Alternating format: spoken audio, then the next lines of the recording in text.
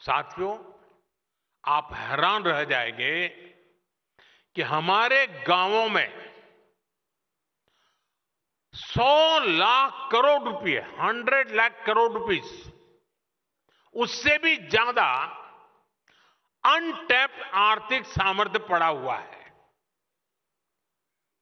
मैं आपके सामने फिर ये आंकड़ा दोहराऊं, 100 लाख करोड़ रुपए, ये छोटा आंकड़ा नहीं है। ये आर्थिक सामर्थ्य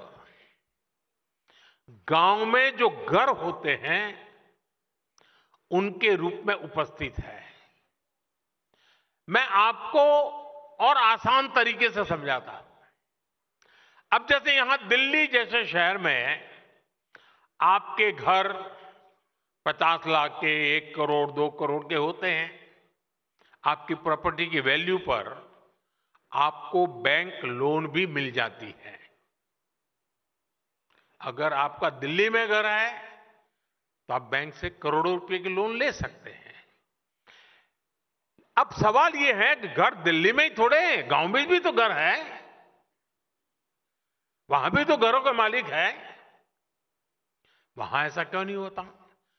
गांवों में घरों पर लोन इसलिए नहीं मिलता क्योंकि भारत में गांव के घरों के लीगल डॉक्यूमेंट्स नहीं होते थे,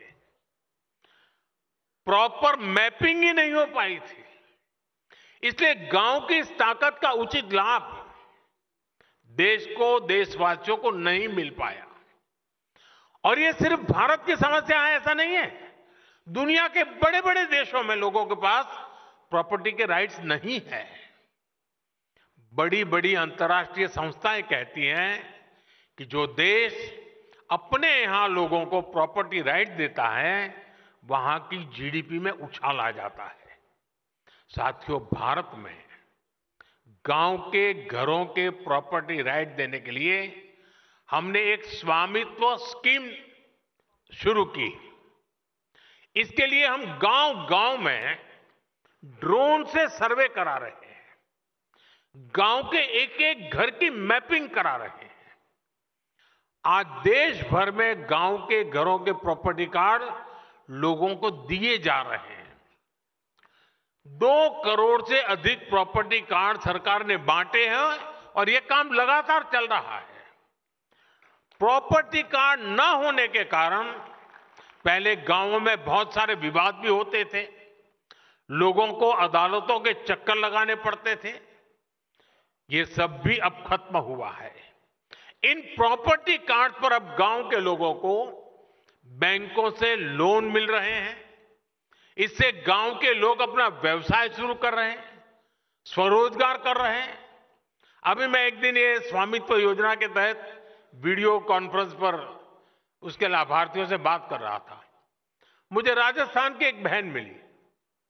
उसने कहा कि मेरा प्रॉपर्टी कार्ड मिलने के बाद मैंने 9 लाख रुपए की लोन ली गांव में, और बोले मैंने बिजनेस शुरू किया और मैं आधी लोन वापस कर चुकी हूं और अब मुझे पूरी लोन वापस करने में समय नहीं लगेगा और मुझे अधिक लोन की संभावना बन गई है। कितना कॉन्फिडेंस लेवल है साथियों। ये जितने भी उदाहरण मैंने दिए हैं, इनका सबसे बड़ा बेनिफिशियरी मेरे देश का नौजवान है। वो यूथ जो विकसित भारत का सबसे बड़ा स्टेक होल्डर है, जो यूथ आज के भारत का एक्स फैक्टर है। इस एक्स का अर्थ है एक्सपेरिमेंटेशन, एक्सेलेंस और एक्सपांशन। एक्सपेरिमेंटेशन यानी हमारे युवाओं ने पुराने तौर तरीकों से आगे बढ़कर नए रास्ते बनाए हैं। एक्सेलेंस यानी नौजवानों ने ग्लोबल बेंचमार्क सेट किए हैं। और एक्सपांशन यानी इनोवेशन को हमारे युवाओं ने 140 करोड़ देशवासियों के लिए स्केल अप किया है। हमारा यूथ देश की बड़ी समस्याओं का समाधान दे सकता है, लेकिन इस सामर्थ्य का सदुपयोग भी पहले नहीं किया गया। हैकाथॉन के जरिए युवा देश की समस्याओं का समाधान भी दे सकते हैं, इसको लेकर पहले सरकारों ने सोचा तक नहीं। आज हम हर वर्ष स्मार्ट इंडिया हैकाथॉन आयोजित करते हैं।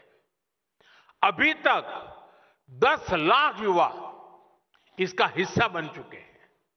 सरकार की अनेक मिनिस्ट्रीज और डिपार्टमेंट ने गवर्नेंस से जुड़े कई प्रॉब्लम और उनके सामने रखे, समस्याएं बताइए भाई आप खोजिए क्या क्या सॉल्यूशन हो सकता है। हैकाथॉन में हमारे युवाओं ने लगभग 2500 सॉल्यूशन डेवलप करके देश को दिए हैं। मुझे खुशी है कि आपने भी हैकाथॉन के इस कल्चर को आगे बढ़ाया है और जिन नौजवानों ने विजय प्राप्त की है, मैं उन नौजवानों को बधाई देता हूं और मुझे खुशी है कि मुझे उन नौजवानों से मिलने का मौका मिला।